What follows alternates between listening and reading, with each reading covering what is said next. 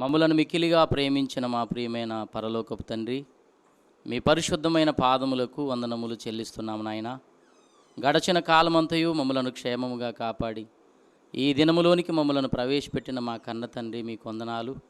ఈ దినమందు ఈ విధంగా నీ పాద సన్నిధిలో మీ పిల్లలమైన మేమందరము కూడా ప్రవేశించిన ఆయన అమూల్యమైనటువంటి మీ మాటలు వినే భాగ్యాన్ని మీరు మాకు ఇచ్చినందుకు వందనములు తండ్రి. మీ పిల్లలు ఈ మాటలు వినుచుండగా తోడుగా ఉండండి, అర్థం చేసుకునే జ్ఞానమును వారికి దయచేయండి.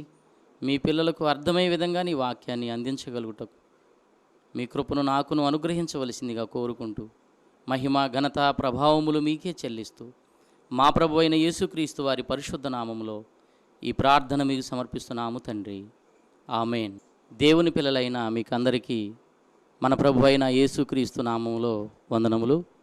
ప్రియులారా, మరొకసారి ఈ కార్యక్రమం ద్వారా మీతో దేవుని మాటలు పంచుకున్నట్టుకు దేవుడిచ్చినటువంటి అవకాశాన్ని బట్టి దేవునికి ఎంతగానో కృతజ్ఞుడనై ఉన్నాను. ఈరోజు మన పాఠం, ఈరోజు మనం పరిశుద్ధ గ్రంథంలో నుండి ఆలోచించబోయే విషయం వ్యర్థము కాని ప్రయాసం ఏది. పరిశుద్ధ గ్రంథంలో నుండి ఈరోజు మనం ఆలోచిద్దాం. ఈ సందేశానికి మూలవాక్యముగా సొలొమోను గారు రచించిన ప్రసంగి గ్రంథము 1వ అధ్యాయము 2వ వచనము నుండి 3వ వచనం వరకు చదువుకుందాం. ప్రియమైన దేవుని పిల్లలారా, వ్యర్థము వ్యర్థమని ప్రసంగి చెప్పుచున్నాడు, వ్యర్థము వ్యర్థము సమస్తము వ్యర్థమే. సూర్యుని క్రింద నరులు పడుచుండు పాటు అంతటి వలన వారికి కలుగుచున్న లాభము ఏమిటి?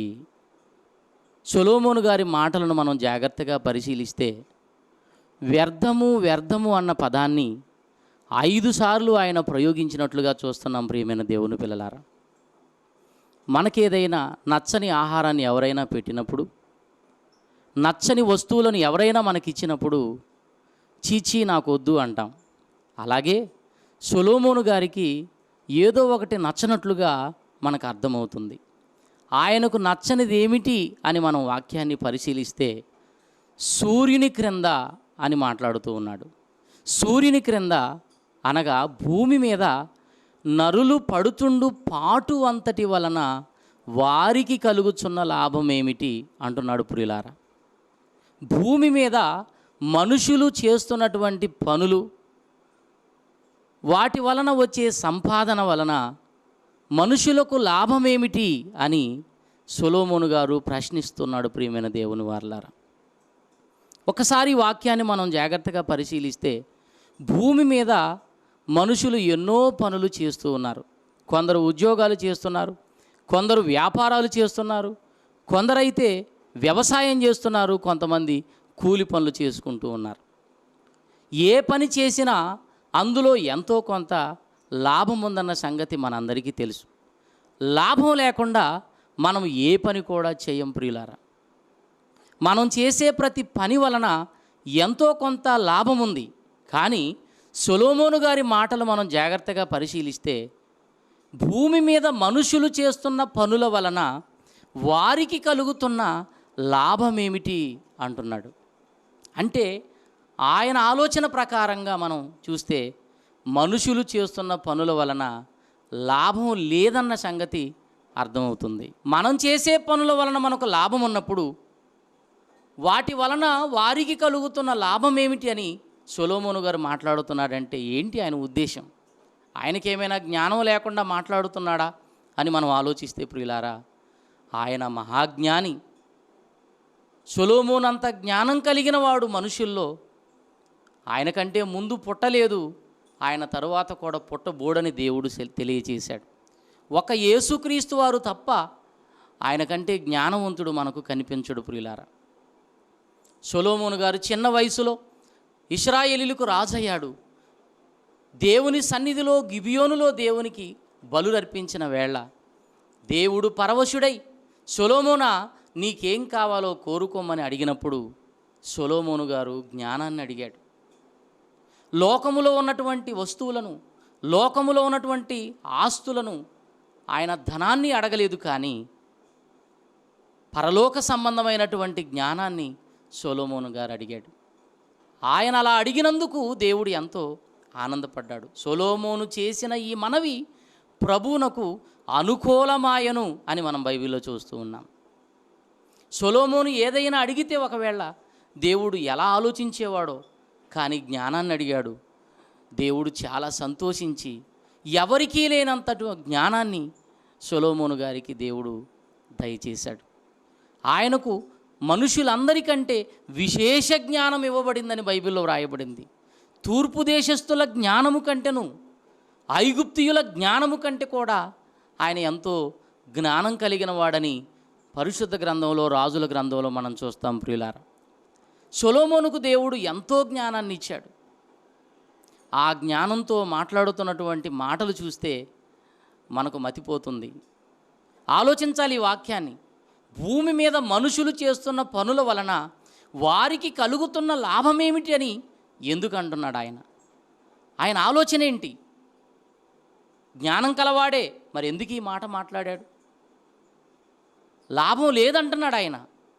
మనం చేసే పనుల వలన లాభం ఎప్పుడు లేదు, లాభం ఎలా లేదు, ఎందుకు లేదు మనం తెలుసుకోవాలి. ఈ విషయాన్ని సొలొమోను గారే వ్రాస్తున్నారు. భూమి మీద మనుషులు చేస్తున్న పనుల వలన ఎందుకు వారికి లాభం లేదో సొలొమోను గారు తన గ్రంథంలో మరో మంచి మాట తెలియచేశాడు. ప్రసంగి గ్రంథము 5వ అధ్యాయము 15వ వచనం 16వ వచనాన్ని ఒకసారి మనం జాగ్రత్తగా పరిశీలించగలిగితే, వాడు ఏ ప్రకారముగా తల్లి గర్భములో నుండి వచ్చెనో ఆ ప్రకారముగానే తాను వచ్చినట్లే దిగంబరిగానే మరలా పోవును. తాను ప్రయాసపడి, ప్రయాసనగా కష్టం, శ్రమ, తాను కష్టపడి ప్రయాసపడి చేసుకొనిన దానిలో ఏదైనను చేత పట్టుకొని పోడు. అతడు వచ్చిన ప్రకారముగానే మరలా పోవును అంటున్నాడు. గాలికి ప్రయాసపడి సంపాదించిన దాని వలన వానికి లాభమేమిటి అంటున్నాడు ప్రియమైన దేవుని పిల్లలారా. ఈ భూమి మీదకి వచ్చినటువంటి మనం మరొక రోజు ఈ భూమిని విడిచి వెళ్ళిపోవాలి. ఈ సంగతి గ్రహించక మనుషులు ఈ లోకంలో ఇంకా ఎంతో కాలం మేము బ్రతుకుతామన్న ఆలోచనలతో భూమి మీద ఎన్నో విధాలుగా మనిషి సంపాదించుకోవడానికి ఆరాటపడుతూ ఉన్నాడు.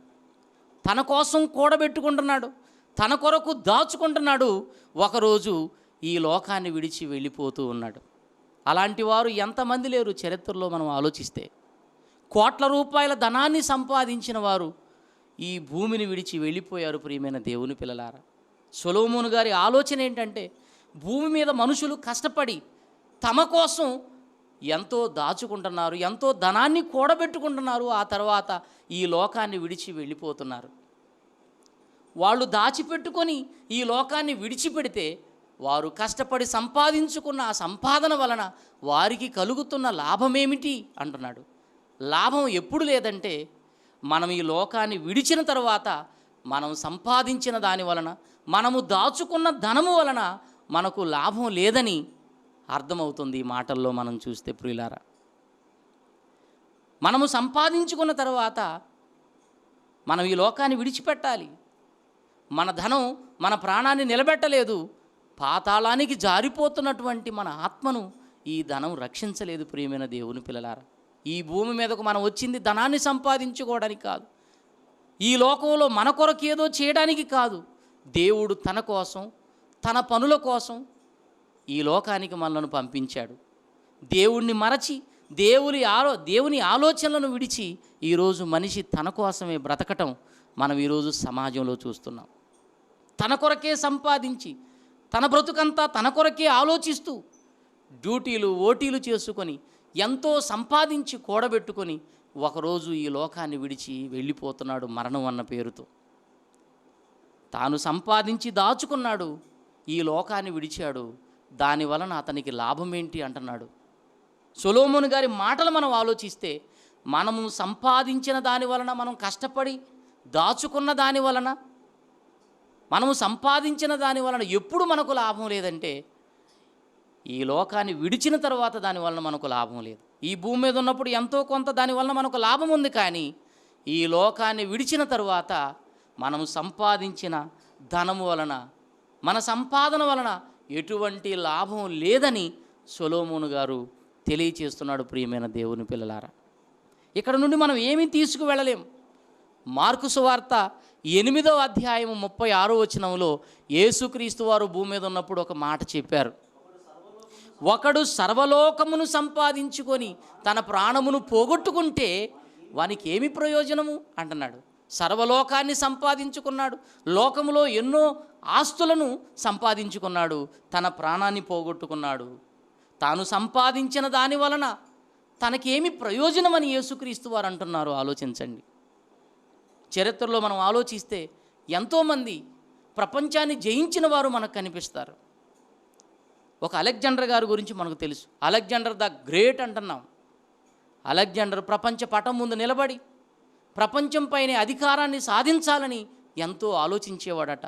దేవుడు ఒకరోజు అవకాశం ఇచ్చాడు, ప్రపంచాన్ని జయించాడు, చక్రవర్తి అయ్యాడు. ఎన్నో సంపాదించుకున్నాడు, ఎన్నో తన కొరకు కూడబెట్టుకున్నాడు, అధికారం కలిగిన వాడు కనుక. ఒకరోజు జ్వరంతో చనిపోయాడు. ఏం తీసుకుపోయాడు?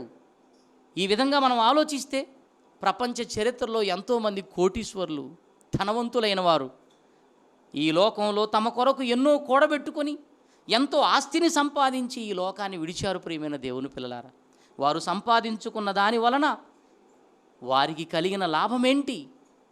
ఈ విషయాన్నే సొలొమోను గారు తెలియచేస్తూ ఉన్నాడు. మనం ఎంతో కష్టపడి ధనాన్ని సంపాదించుకుంటున్నాం, బంగారం సంపాదించుకుంటున్నాం, ఇవేవి మన వెంట రావు.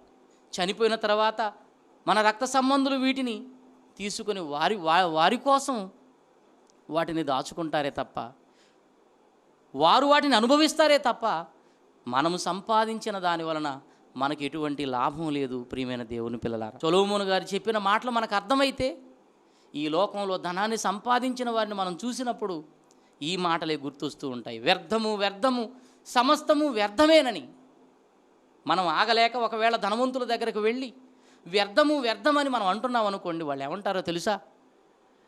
ధనం నీకుంటే ఈ మాటలు మాట్లాడవు అంటారు. మాకున్న ధనమే నీకుంటే మా ముందు ఇలాంటి మాటలు మాట్లాడవని మనతో మాట్లాడతారు.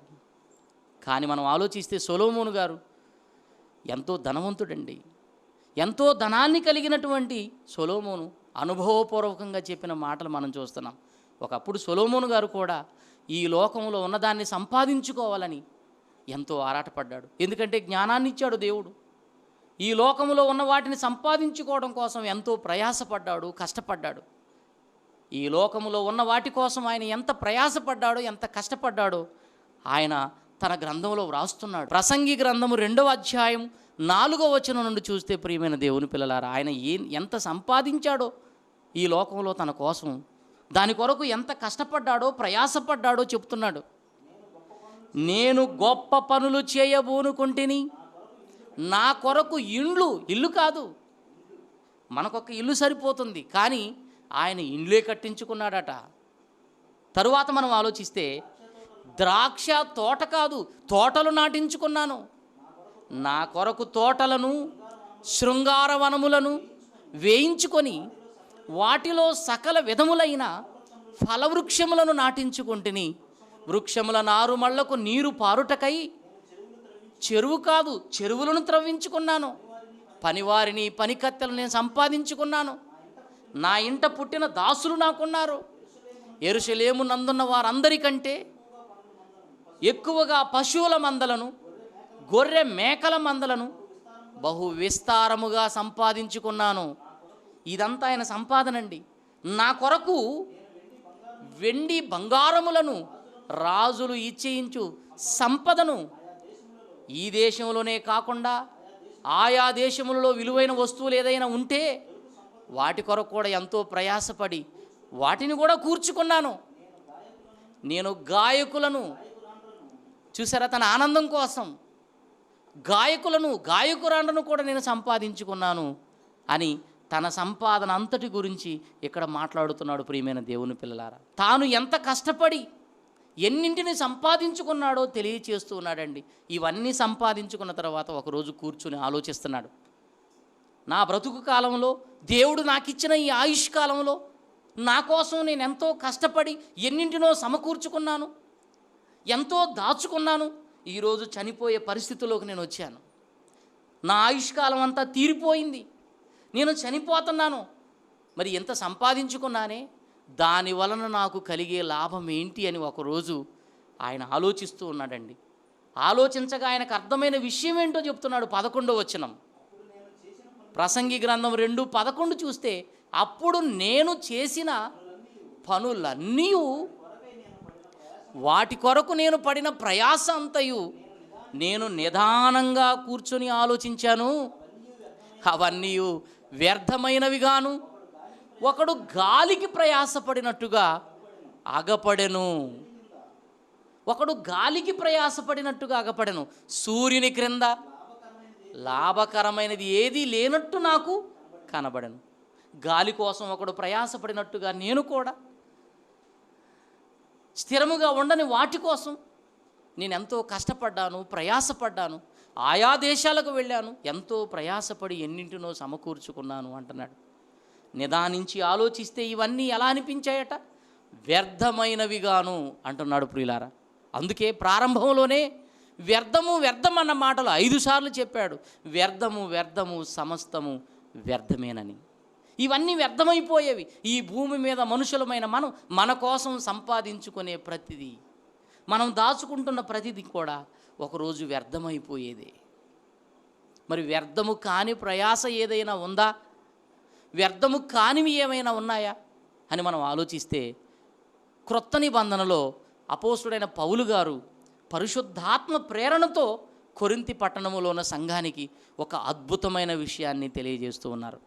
చూద్దాం. కొరింథీయులకు రాసిన మొదటి పత్రిక 15వ అధ్యాయము 58వ వచనాన్ని చూద్దాం. ప్రియమైన దేవుని పిల్లలారా, కాగా నా ప్రియ సహోదరులారా, మీ ప్రయాసము, ప్రయాసం అనగా కష్టం, శ్రమ, మీరు పడుతున్న కష్టం, మీరు పడుతున్న శ్రమ ప్రభువునందు వ్యర్థము కాదని ఎరిగి. ప్రభువునందంటే ప్రభువు కోసం మీరు పడే ప్రయాస, ప్రభువు కొరకు మీరు పడుతున్న కష్టం, శ్రమ వ్యర్థము కాదని ఎరిగి, స్థిరులను కదలని వారును ప్రభువు కార్యాభివృద్ధి యందు ఎప్పటికీ ఆసక్తులునై ఉండండి అంటున్నాడు. నా ప్రియ సహోదరులారా, ప్రభువునందు మీ ప్రయాసము వ్యర్థము కాదు. మీ కొరకు, మీ పిల్లల కోసం, మీ శరీర సుఖాల కోసం మీరు కష్టపడి సంపాదించి దాచుకున్నారే, వాటి వలన మీకు కలిగే లాభం ఏంటి? ఒకరోజు ఇవన్నీ విడిచిపెట్టి మీకున్న సంపాదనంతా వదిలి ఒకరోజు వెళ్ళిపోవాలి ఈ లోకము నుండి. వాటి వలన మీకు లాభం లేదు. మీరు పడే ప్రయాస వలన మీకు లాభం కలగాలి అంటే, మీ ప్రయాస వ్యర్థం కాకుండా ఉండాలంటే ప్రభువు కోసం మీరు కష్టపడండి, ప్రభు కార్యక్రమాల కోసం మీరు కష్టపడండి, ప్రభువును గురించి ప్రకటించడం కోసం మీరు కష్టపడండి అని పౌలు గారు అద్భుతమైన మాటలు తెలియజేస్తున్నాడు. పౌలు గారి మాటలు మనం జాగ్రత్తగా పరిశీలిస్తే, ప్రభువు కోసం మనం కష్టపడినది ఏది కూడా వ్యర్థము కాదని మనకు అర్థమవుతుంది. ప్రియమైన దేవుని పిల్లలారా, ప్రభువు కోసం ప్రయాసపడిన వారు మనకు పరిశుద్ధ గ్రంథంలో కనిపిస్తారు. హెబ్రీయులకు రాసిన పత్రిక 11వ అధ్యాయము 31వ వచనాన్ని మనం జాగ్రత్తగా పరిశీలించగలిగితే ఒక స్త్రీ అక్కడ కనిపిస్తూ ఉంది. విశ్వాసమును బట్టి రాహాబను వేశ్య వేగుల వారిని సమాధానముగా తన ఇంట చేర్చుకున్నందున అవిధేయులతో పాటు నశింపకపోయెను. రాహాబును వేశ్యను గురించి ఇక్కడ పౌలు గారు తెలియజేస్తున్నాడు. ప్రియమైన దేవుని పిల్లలారా, యెహోషువ గారి నాయకత్వంలో 2 వేగుల వారు యెరికో పట్టణాన్ని చూడటానికి వచ్చారు. వీరు దేవుని పిల్లలని గుర్తించినటువంటి ఆ రాహాబు తన ఇంట వారిని చేర్చుకుంది. వారు ఎప్పుడైతే యెరికో పట్టణంలో ప్రవేశించారో, యెరికో రాజుకి వార్త తెలిసిపోయింది. ఇశ్రాయేలీలో నుండి 2 వేగు చూడటానికి ప్రాంతానికి వచ్చారట అని తెలిసిపోయింది. వారి వలన ప్రమాదం ఉందని తెలుసుకున్న రాజు రాహాబు ఇంటికి కొందరు మనుషులను పంపించాడు.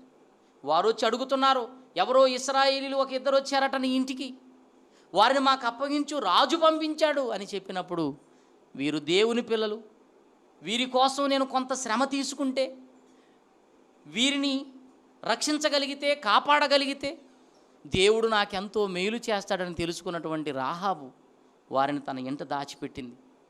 ఆ తర్వాత మిద్దె మీదకి ఎక్కించి జనపకట్టెలో వారిని దాచిందండి.